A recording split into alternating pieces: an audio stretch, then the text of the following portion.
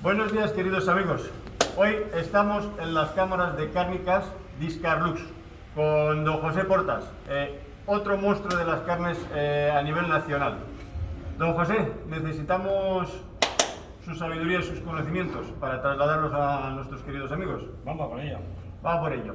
A ver, ¿cuál es la forma de catalogar los lomos? ¿Cómo se clasifican los lomos? ¿Cómo clasificáis vosotros los lomos a la hora de venderlos? ¿Por calidad, por tamaño, por veta, por grasa exterior? Bueno, a ver, cada empresa me imagino que tendrá un formato diferente, pero aquí en Discarlux sobre todo estamos hablando de carne gallega en este momento, incluso cuando hablemos de importación Las dos. de las dos. Bueno, no es lo mismo, ¿eh? La carne de importación tiene unos criterios de selección y la carne gallega tiene otros.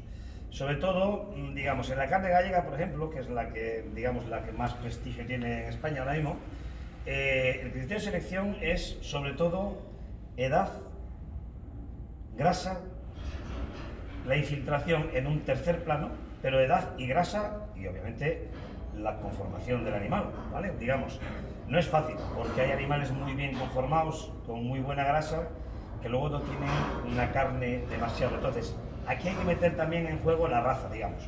O sea, la conjugación entre raza, color de la carne, color sobre todo de la carne, la edad de la vaca, la conformación de la vaca y la capa de grasa y el color de la grasa incluso, ¿vale? Digamos que hay muchos factores que influyen para que un lomo sea top, porque efectivamente cuando llegamos a una mesa, cualquier cliente cree que va a comer la misma chuleta en un sitio y en otro, y efectivamente muchas veces te comes una chuleta que no es tan top, pero también está muy buena, pero no vale, ese criterio no vale para compararla con una chuleta que haya costado mucho dinero. ¿Por qué? Porque reunir con un animal de este tipo los 7 parámetros que nosotros buscamos es muy complejo.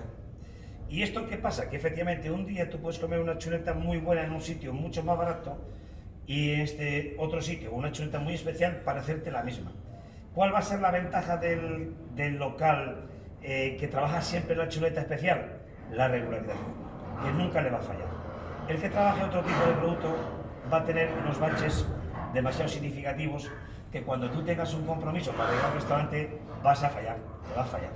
Sin embargo, la gente que trabaja la gama muy alta, sabemos cuáles son los grandes asadores de España, la gente que trabaja la gama muy alta andará siempre rozando el 9, el 9,5, el 9, el 8,5, pero no puede bajar nunca de ese 8,5, digamos. Sin embargo, los picos que ofrecen otros establecimientos que tienen que trabajar, pues por lo que sea, un producto más económico, pues porque su gama de clientes es diferente, o lo que sea, ahí es donde vamos a ver las diferencias.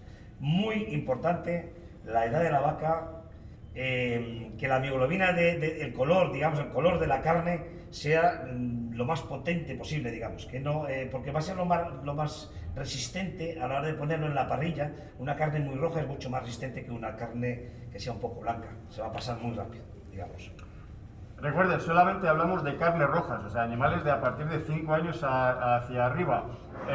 Pues sí, es verdad que también se puede comer una chuleta buenísima, porque da la casualidad que en el bar de debajo de su casa puedan encontrarla, pero la diferencia es, como dice don José, que aquí lo que importa es un poco la regularidad, y eso se consigue solamente en animales premium.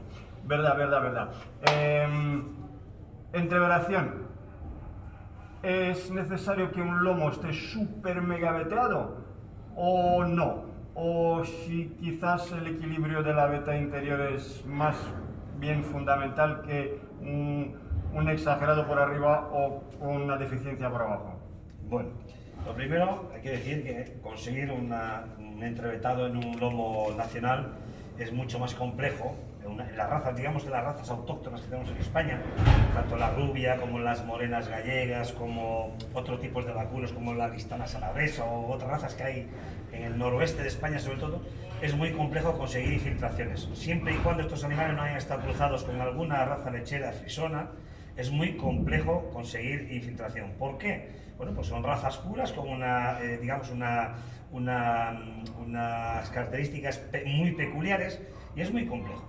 Dentro de esos mismos animales, obviamente, el metabolismo va a variar como nosotros tenemos 4 hijos, 3 salen delgados y 1 gordo, o 2 salen altos y 2 salen más bajos. O sea, los metabolismos internos de cada raza van a tener una variación, pero es imposible conseguir esas infiltraciones en animales de razas autóctonas. ¿Qué sucede? Que yo tampoco soy un gran buscador de la infiltración, me gusta que tenga una poquita equilibrada, pero también me gusta, o quizás más importante es para mí, ver esa capa de grasa exterior, que es el indicativo real de que ese animal ha comido muy bien, que ha estado muy bien cebado. Lo demás no, porque lo darán otros parámetros de la carne, pero que ese animal ha estado muy bien cebado y que ha comido muy bien, nos lo va a dar la grasa exterior, siempre la grasa exterior, ¿vale? Es el primer indicativo que tenemos. ¿Qué pasa? Yo soy de los que como una chuleta con un trocito de grasa, me gusta comer la chuleta con un trozo de grasa externa. Otra gente, es verdad, tiene otro formato de comer, o les gusta más comer carne muy infiltrada, pues bueno, pues le va a ser muy fácil de comer la carne. Es mucho más melosa. Mucho más velosa, mucho más fácil. La grasa va a ayudar a digerir y a engullir mucho más fácil, pero se hace mucho más pesada, mucho más pesada.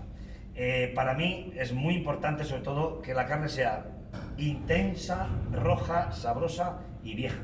De todas formas, una carne que está súper mega entreverada tampoco sabe mucho a carne, es más bien una sensación oleica de grasa, como un tipo wagyu, ¿no? Que es una carne muy fina, sí, melosa, entra muy bien, pero luego sabor de carne en sí, no tanto, ¿no? Vamos exactamente a lo que has dicho, o sea, exactamente. Es muy fácil de comer, pero si yo le diese 14 vueltas a ese trozo de carne en la boca, dejaría de echarme los primeros jugos y estaría mascando una cosa un poco pajosa, digamos. Sin embargo, y esto es una prueba que deben hacer muchos comensales, porque muchos comensales somos de comer, cortar, morder 2 veces y engullir. Mascar un trozo de carne durante 2 minutos es el primer indicativo de cómo se debe saborear una carne y del efecto que tiene una carne. 2 minutos en la boca, vueltas. Siempre que siga soltando jugos potentes, con sabor a carne, con ese sabor metálico que tiene la carne roja, la de sangre, ese sabor a hierro, a metal, ese es uno de los indicativos cuando se come carne para empezar a valorar la primera vez que comes una carne. Y ahí también valoramos lo que ha comido el animal, lo saludable que es esa carne, ¿no? Bueno, eso ya es más complejo, eso entra en un tema más complejo, obviamente, porque lo que come el animal puede engordar con maíz, puede engordar con cebada, puede engordar con otro tipo de cereales. Ahí ya va el gusto de cada uno, el rendimiento o lo bien que le sienta a cada animal.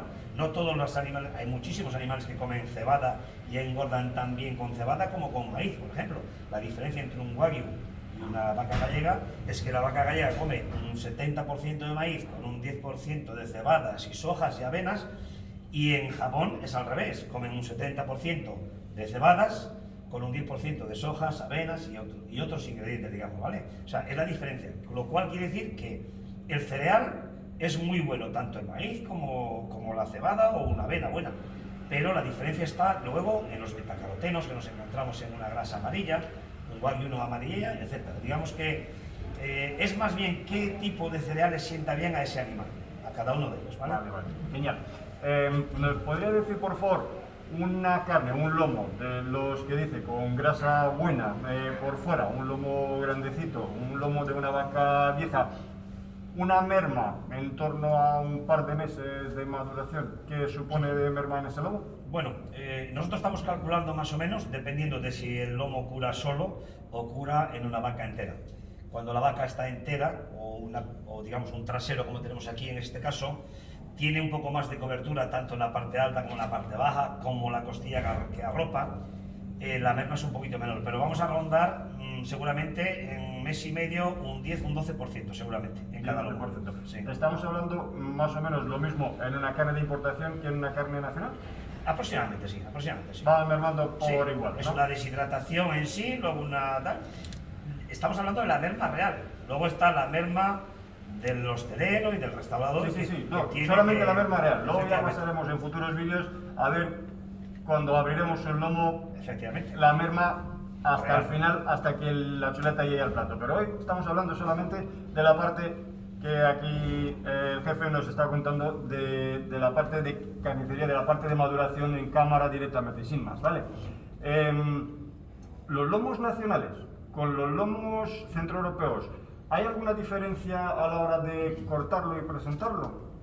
Bueno, me refiero si son más anchos, más estrechos, más costillas, menos costillas. ¿Hay alguna diferencia? Bueno, sí, hay bastantes diferencias. Lo primero que Europa, digamos, en un síntoma de homogeneidad a la hora de sacrificar, de cortar, etcétera, es bastante más cuidadosa que el producto. Más cuidadosa me refiero en el corte, no en higiene, sino en el corte. Es bastante más cuidadosa porque creo que el sector del despiece en Europa está mucho más avanzado, con lo cual tienen unos cánones de medición para los lomos, para todo tipo de piezas, de hacerlas muy bien, porque sus otras piezas las tienen muy bien colocadas.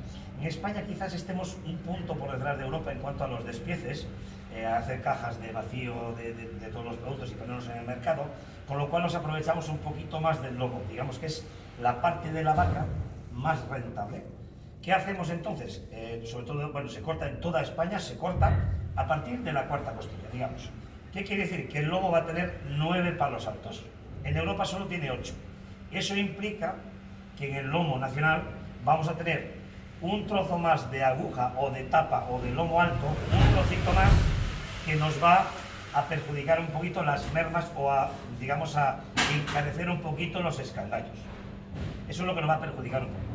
En Europa no, en Europa son mucho más homogéneos los lomos, vienen muy bien cortados, muy bien preparados, vienen a 8 costillas, digamos se corta a partir de la quinta costilla, con lo cual ellos dejan un trocito más para el cuberrol, para hacer esa pieza que también venden muy bien, y eso nos lleva a que es mucho más, digamos, mucho más fácil de trabajar un lomo de Europa, Alemania, Holanda, que son los grandes productores, Alemania, Holanda, Austria. Es mucho más fácil de gastar un lomo europeo que un lomo gallego, que es más complejo.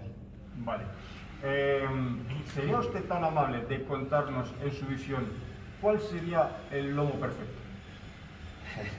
Bueno, el lomo perfecto para mí. Sí, por supuesto. Para mí. Mi lomo perfecto, pues mi lomo perfecto sería una vaca de una casa. No voy a decir de trabajo porque eso no existe, y yo quiero recalcar que como buen gallego y como conozco muy bien todo Galicia y el norte de Portugal, no queda una sola vaca de trabajo, más que para exhibiciones.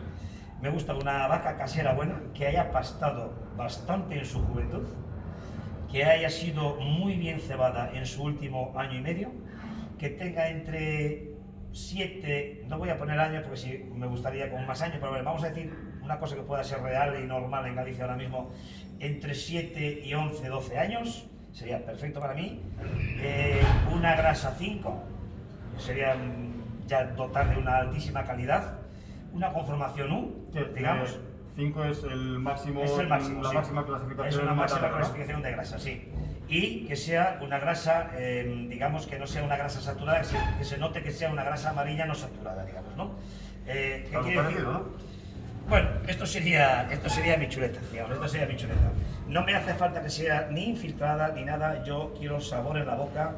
Esto resiste muy bien la brasa, que es otro tema que hablarás en el futuro, digo yo, que las carnes rojas, viejas y fuertes y bien grasas resisten muy bien la brasa.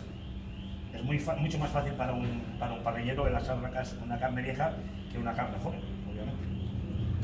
Pues muchísimas gracias por todo lo que nos está enseñando, por todo lo que nos está trasladando, y muchísimas gracias por abrirnos sus puertas, las puertas de su casa para este mini reportaje. Don José Portas, Discarlux, maestro. Muchas gracias a Cata y a seguir trabajando de esta manera. Muy amables.